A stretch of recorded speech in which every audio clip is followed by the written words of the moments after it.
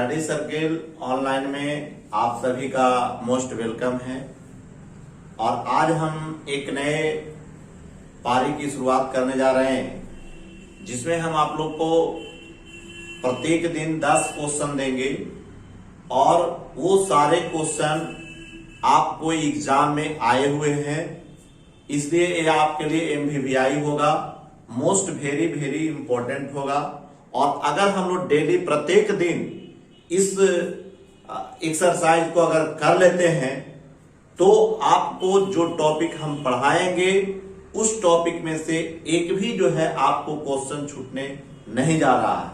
चूंकि हम यहाँ पर चारों क्वेश्चन का डिस्क्रिप्टिव करेंगे, प्रत्येक क्वेश्चन से क्या क्या क्वेश्चन पूछता है उस पर भी हम लोग चर्चा करेंगे। और इस वीडियो को आप लास्ट तक अवश्य देखेंगे। अगर अच्छा लगेगा तो सब्सक्राइब करेंगे, साथ ही इसको जो है अन्य दोस्तों या साथियों के पास ट्रांसफर भी करेंगे।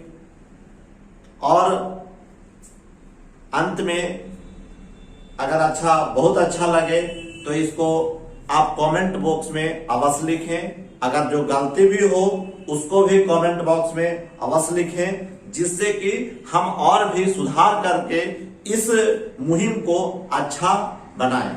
क्योंकि अभी फिलहाल हमारे पास बहुत सारी वैकेंसियां परीक्षा होने वाली है, जैसे अभी NTPC रेलवे का होने जा रहा है, उसी प्रकार से हमारा अभी बिहार SSC की 11,000-12,000 वैकेंसियां हैं, जो अभी PT का रिजल्ट भी आ चुका है। मेंस का रिजल्ट, मेंस की परीक्षा होने जा रही है, जो आपको 30 दिसंबर को डेट दिया है। और उसके बाद जो है आपको बिहार दरोगा का मेंस का भी डेट आ चुका है। उसी तरह से बिहार दरोगा PT का भी एग्जाम होने वाला है। 66 जो है BPSC का भी एग्जाम होने वाला है। इसी प्रकार से अभी जो है अंकेक्षक की भी बहाली आ चुकी है। बहुत सारे प्रोजेक्ट ऑफिसर का भी बहाली है, लेकिन वो बहाली अभी तक नहीं ली गई है। तो जब परीक्षा हो, जब इलेक्शन समाप्त हो जाएगी तो ये परीक्षा होने वाली है। इसलिए ये सारे जो अभी हम क्वेश्चन आपको देंगे वो बहुत ही इंपॉर्टेंट है। और आज का टॉपिक जो हम लोग शुरुआत करेंगे वह टॉपिक है मानव रोग। और मानव रोग में हम लोग सबसे पहला क्वेश्चन आज हम लोग देखेंगे। आज शुरुआत कर रहे हैं तो सबसे पहला क्वेश्चन है आपका, मलेरिया होता है। इसका पहला ऑप्शन है मादा एनोफिलीज मच्छर द्वारा, दूसरा ऑप्शन है नर एनोफिलीज द्वारा, तीसरा आपका ऑप्शन है एडिस मच्छर, चौथा आपका क्यूलेक्स मच्छर। इसका आंसर हो जाएगा आपका मादा एनोफिलीज मच्छर द्वारा। मादा एनोफिलीज मच्छर में, मादा एनोफिलीज मच्छर में प्लाज्मोडियम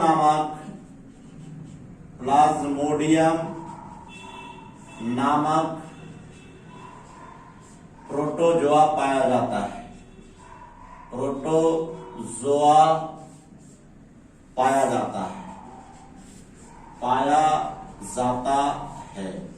तो एक क्वेश्चन यहाँ ये भी देगा कि मलेरिया किस सूक्ष्म जीव से होता है, तो प्रोटोजोआ से होता है। वो कौन सा प्रोटोजोआ है, तो आपका प्लाज्मोडियम है। और किस मच्छर के द्वारा पूछेगा, तो मादा एनोफिलीज मच्छर द्वारा।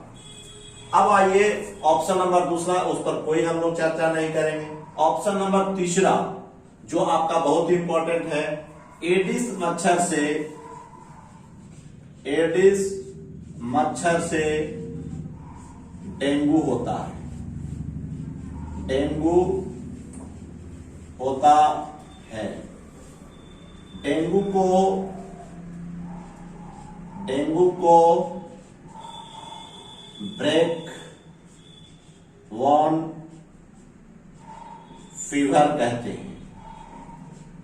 हिंदी में इसको हड्डी तोड़ बुखार कहते हैं।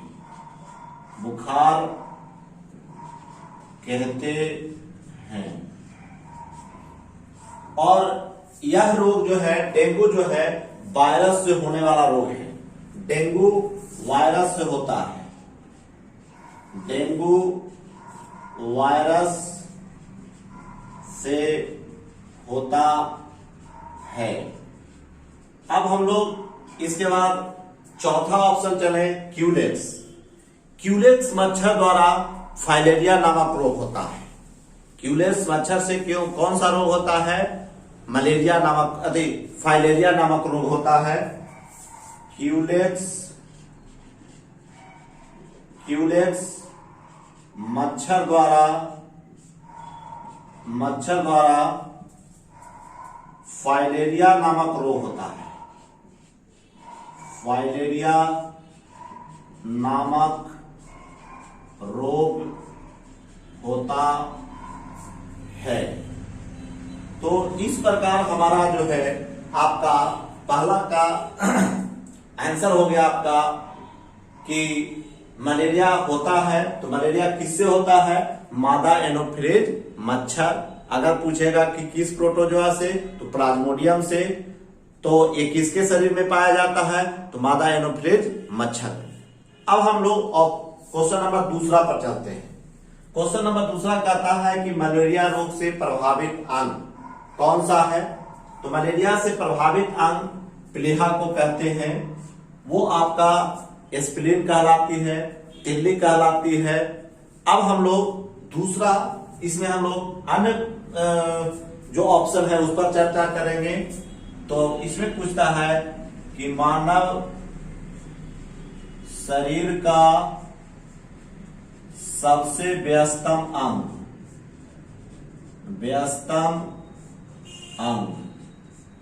ये आपका हृदय होता है।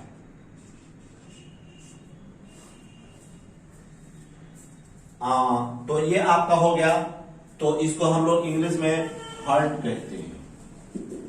दूसरा आपका है फेफड़ा। ये श्वसन तंत्र का सबसे महत्वपूर्ण अंग माना जाता है। श्वसन तंत्र का सबसे महत्वपूर्ण अंग ये आपका फेफड़ा है। इसको हम लोग लंग्स कहते हैं। अब हम लोग इसी में जानते हैं फेफड़ा के ढकने वाला परत को क्या कहते हैं? फेफड़ा जो ऊपर से ढका रहता है उसको प्लूरा कहते हैं। फेफड़ा को ढकने वाला को प्लूरा कहते हैं।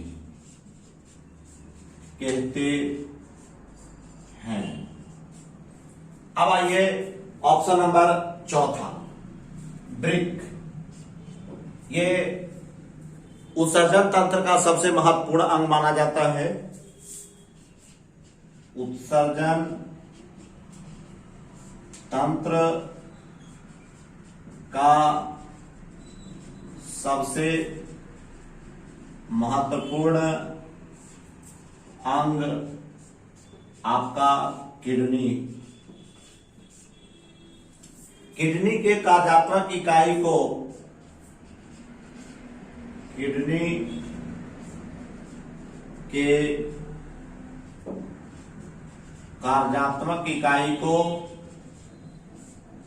कार्यात्मक इकाई को नेफ्रॉन कहते हैं। नेफ्रॉन कहते हैं। किडनी की आकृति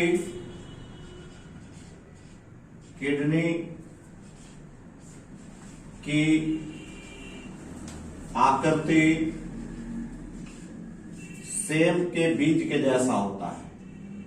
सेम के बीज के जैसा होता है। किडनी को ही हम लोग ब्रिक कहते हैं। किडनी को हम लोग क्या कहते हैं? ब्रिक। अगर किडनी सही तरीके से किडनी अंग काम नहीं करता है तो हम लोग डायलिसिस की क्रिया कहते हैं। किडनी के सही तरीके से काम नहीं करने पर डायलिसिस की क्रिया की जाती है। डायलिसिस की क्रिया की जाती है,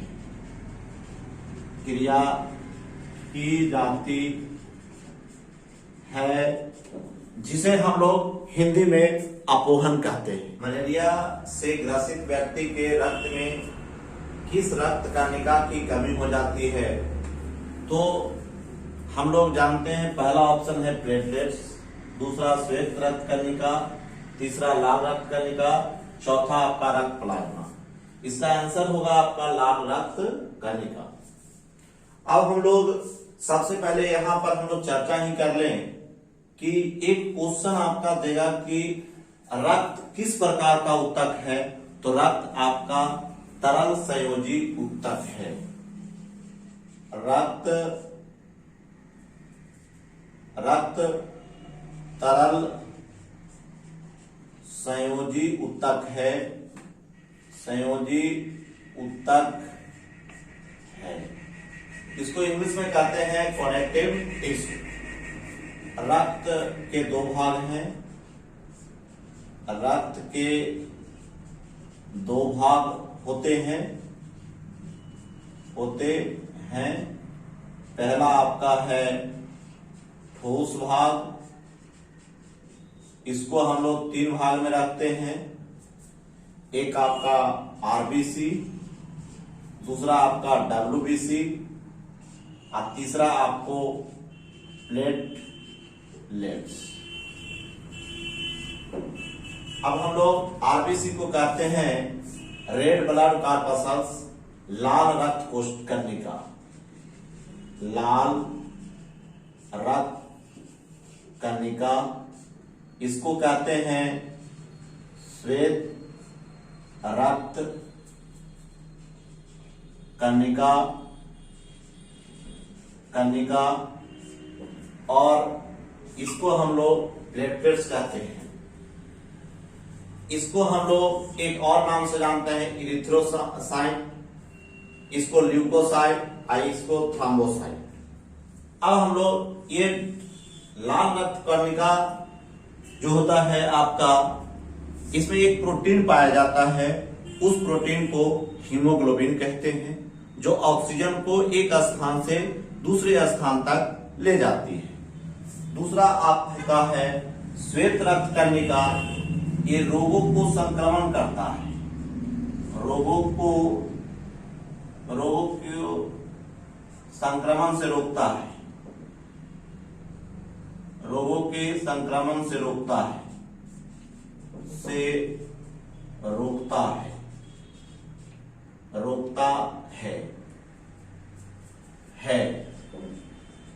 उसके बाद ये रक्त के थक्का बनने में मदद करता है, रक्त के थक्का बनने में मदद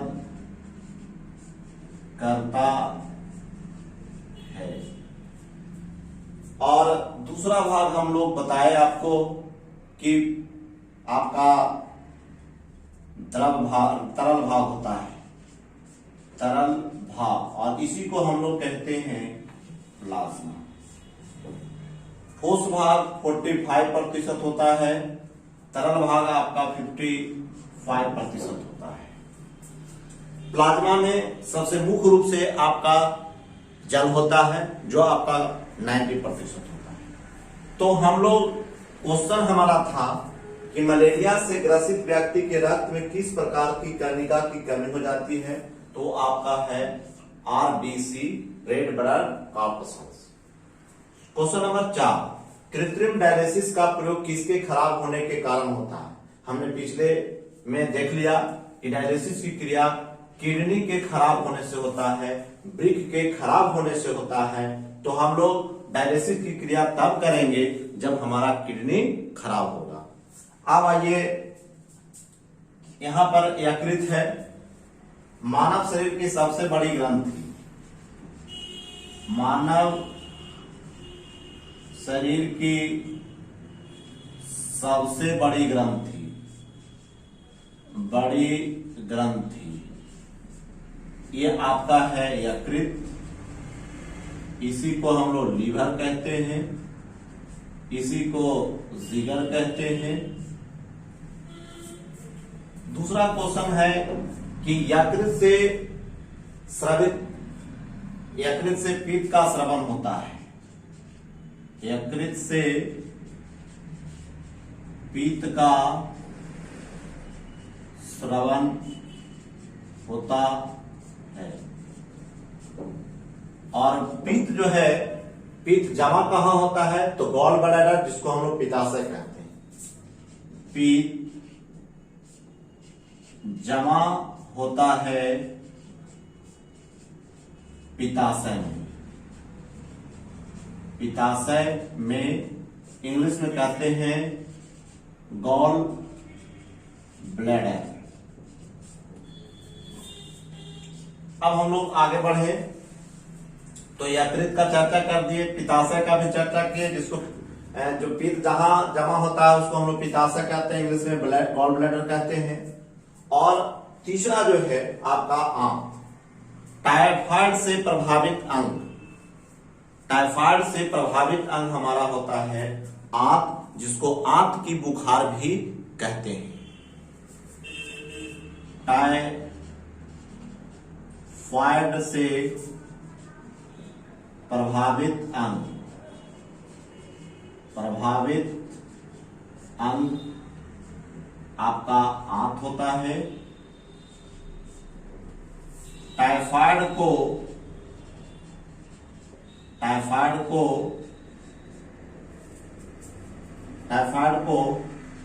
आंत का बुखार कहा जाता है, आंत का बुखार कहा जाता है। टाइफाइड के जीवाणु का नाम सैल्मोनेला टाइफोसा है। जलीकरण के दौरान शरीर में कौन से पदार्थ का क्षय होता है या कमी होता है, वह है आपका सोडियम क्लोराइड, जिसको हम लोग NaCl कहते हैं, सोडियम क्लोराइड। तो सोडियम क्लोराइड को हम लोग साधारण नमक कहते हैं। सोडियम क्लोराइड को साधारण नमक या कॉमन सॉल्ट कहते हैं, साधारण नमक या कॉमन सॉल्ट या टेबल सॉल्ट कहते हैं। अब उसके बाद हमारा है एक ऑप्शन है शर्करा, ये कार्बोहाइड्रेट में पाया जाता है। तीसरा जो ऑप्शन है कैल्शियम फॉस्फेट, हमारा जो दांत है या हड्डी है, हड्डी के निर्माण में कैल्शियम फॉस्फेट का उपयोग किया जाता है, जिसका सूत्र होता है Ca3PO4 का होल 2। हड्डी के निर्माण में कैल्शियम फॉस्फेट का प्रयोग किया जाता है। अब तीसरा जो आपका चौथा जो ऑप्शन है potassium chloride, potassium chloride potassium chloride एक खनिज पदार्थ है जो मानव शरीर को पोटेशियम प्रदान करता है, पोटेशियम प्रदान करता है। यह उच्च रक्तचाप, दिल के धड़कन, किडनी को संचालित करने में मदद करती है। तो इस चौथे नंबर का, पांचवें नंबर का आंसर हो गया आपका sodium chloride. Next question number 6, जो मच्छर शीत ज्वर के परजीवी को संप्रेषित करता है वह है। तो हम लोग पढ़े थे, पहला ऑप्शन पढ़े थे क्यूलेक्स। क्यूलेक्स का फाइलेरिया नामक बीमारी होती है, तो ये तो आपका हो नहीं सकता है। दूसरा आपका नर एनोफिलिस, ये तो कोई महत्व ही नहीं रखता है। तीसरा जो आपका स्त्री एनोफिलिस, जिसको कहते हैं मादा एनोफिलिस, तो आपका आंसर जो हो जाएगा स्त्री एनोफिलिस, मतलब शीत ज्वर को ही हम लोग मलेरिया भी कहते हैं। शीत ज्वर को मलेरिया कहा जाता है, मलेरिया कहा जाता है। तो क्वेश्चन नंबर 7 की चर्चा करेंगे। सबसे पहले हम लोग जानते हैं कि एड्स, एड्स का फुल फॉर्म हम लोग जानते हैं, पूछता भी है। एड्स का फुल फॉर्म होता है एक्वायर्ड इम्यूनो डिफिशियंसी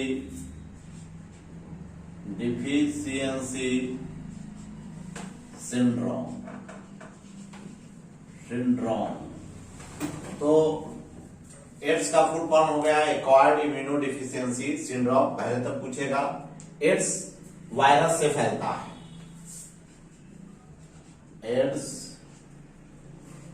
वायरस से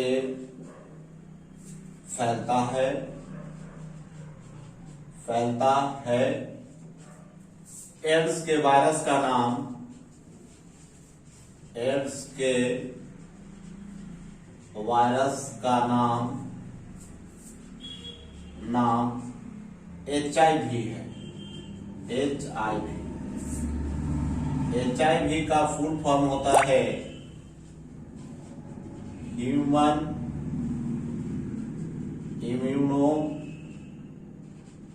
इम्यूनो वायरस। HIV एड्स का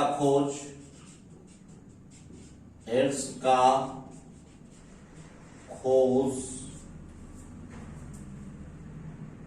जॉन गैले ने किया था, गैले ने किया। इसलिए हम लोग कहते हैं कि एड्स होलो द गेलो। तो ये आपका एड्स का फुल फॉर्म हुआ सर। अब हम लोग एड्स जो फैलता है, एड्स दो तरह से फैलता है, एक शारीरिक संपर्क से और दूसरा आपका गलत रक्ताधान के पूर्ति करने से। तो इसका आंसर आपका होगा सर चौथा नंबर, शारीरिक संपर्क से। एड्स दो तरह से फैलता है, दो तरह से फैलता है। नंबर 1 आपका शारीरिक संपर्क और दूसरा गलत रक्ताधान से, गलत रक्त को हम लोग एक दूसरे के शरीर में करते हैं तो उससे भी आपका एड्स फैलता है। अब आइए क्वेश्चन नंबर 8। उस रोग का चयन करें जो कि एक मनुष्य से दूसरे मनुष्य में सीधे नहीं फैलता है।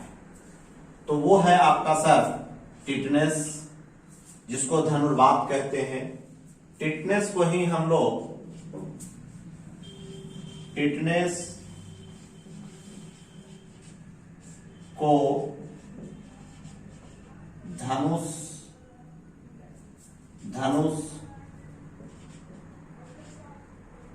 टंकार रोग कहते हैं। टंकार रोग कहते हैं। टिटनेस जीवाणु से होता है, टिटनेस जीवाणु से होता है। टिटनेस के लिए टीका दिया जाता है। अब हम लोग देखें, टिटनेस को ही लॉकजा विकृति कहते हैं। टिटनेस को लॉकजा विकृति कहते हैं। अब ऑप्शन नंबर ए देखिए, ये आपका रोहिणी, जिसको डिप्थीरिया कहते हैं।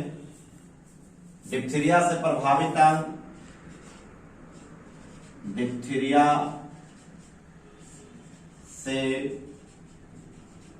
प्रभावित अंग गला है, इसी को हम लोग रोहिणी भी कहते हैं। खसरा, जो आपका एक बीमारी है। क्षय, जिसको हम लोग टीबी कहते हैं, ट्यूबरक्लोसिस कहते हैं, यक्ष्मा कहते हैं। अब हम लोग इसमें जो है एक टीका दिया जाता है DPT,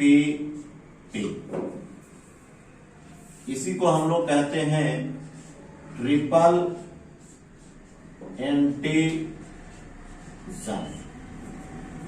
इसको जो बच्चों में ये टीका दिया जाता है DPT का, DPT को हम लोग ट्रिपल एंटीजन कहते हैं।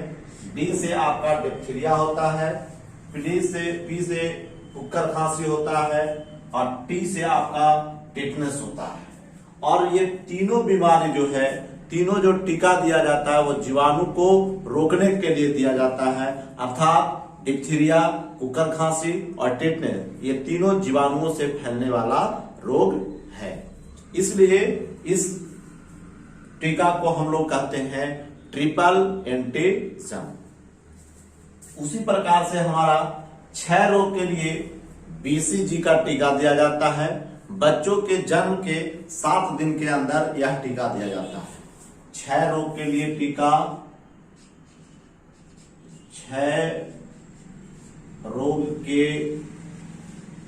लिए टीका है आपका BCG। तो BCG टीका किसके लिए दिया जाता है? टीबी के लिए, काक रोग के लिए, यक्ष्मा के लिए, या आपका टीबी के लिए दिया जाता है। हम लोग क्वेश्चन नंबर 9 में चलेंगे। कौन सा रोग विषाणु के कारण होता है? तो विषाणु के कारण हम लोग कुछ रोग जान लेते हैं, उसको हम लोग देख लेते हैं। वो विषाणु के द्वारा होने वाले रोग हैं। विषाणु से होने वाले रोग हैं, विषाणु से होने वाले रोग। तो एक तो आपका चेचक हो गया, उसके बाद आपका मीजल्स हो गया, मम्स हो गया, रेबीज हो गया, डेंगू, एड्स, मीजल्स,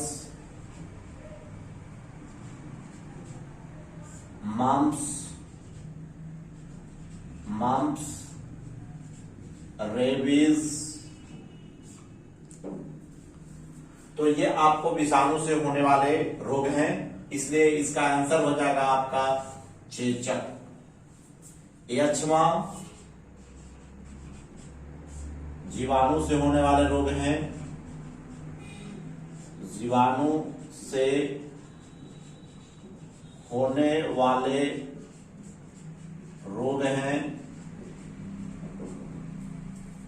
यक्ष्मा को ही हम लोग, या इसी को काक रोग, ट्यूबरक्लोसिस,